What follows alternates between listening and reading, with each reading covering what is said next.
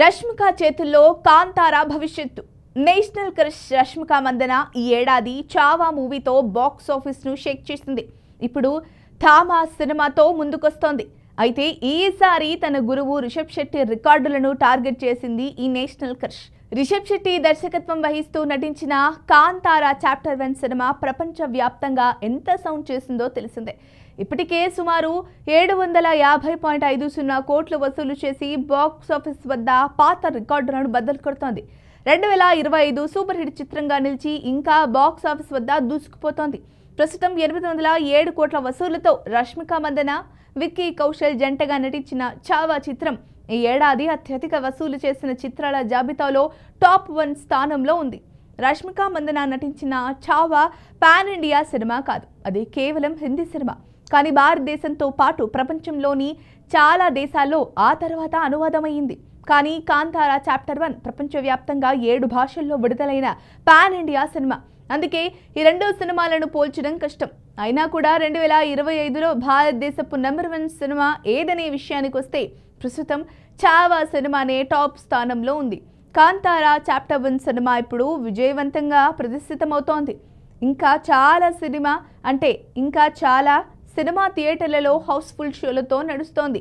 కానీ చావా సినిమా థియేటర్ల నుంచి వెళ్ళిపోయి చాలా కాలమైంది.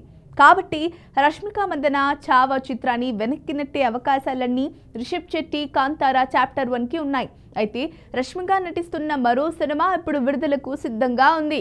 అదే ప్రస్తుతం ఆసక్తికరమైన విషయం. రష్మిక నటించిన చావా సినిమా కాంతారా 2 ప్రభంజనం దెబ్బకి 2వ స్థానానికి పడిపోవచ్చు.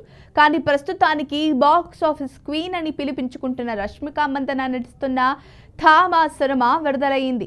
ఆదిత్య సర్పుతోధా దర్శకత్వంలో రూపొందిన ఈ సినిమాలో రష్మిక మందన ప్రధాన పాత్రలో నటిస్తుండగా ఆయుష్మాన్ ఖురానా మెయిన్ లీడ్ గా ఉన్నారు.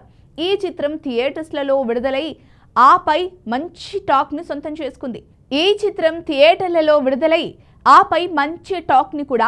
చేసుకుంది. ఈ సినిమా కాంతారా 2కి పోటీ ఇచ్చే అవకాశాలున్నాయని అంటున్నారు. ఇక ఇప్పుడొచ్చిన రష్మిక థామా చిత్రం పాన్ ఇండియా సినిమా కాదు, అది కేవలం హిందీ సినిమా. అయినా కూడా రష్మిక సినిమా అంటే అంచనాలు భారీగా ఉంటాయి.